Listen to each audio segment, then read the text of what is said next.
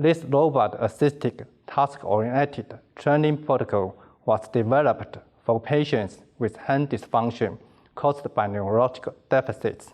Our protocol is the first to integrate task-oriented training program with a robotic hand for hand function rehabilitation, and the first to investigate the feasibility and acceptability of the protocol.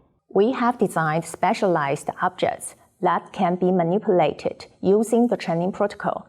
Then our robotic hand system can be applied to bimanual movement training.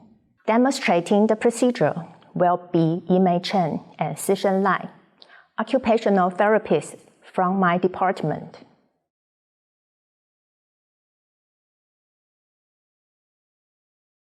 Before beginning the analysis, place the sensor on the subject's unaffected hand and use the hook and loop tape to secure the wrist.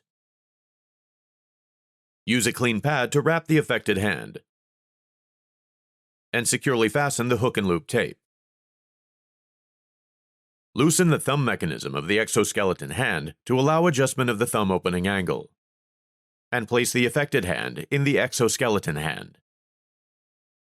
Fasten the hook and loop to the palm through the fastening ring. After that, fasten the fingers one by one, beginning with the forefinger and finishing with the thumb. Fasten the hook and loop tape parallel to the wrist through the fastening ring, and adjust the thumb to a comfortable angle. Then, tighten the thumb mechanism.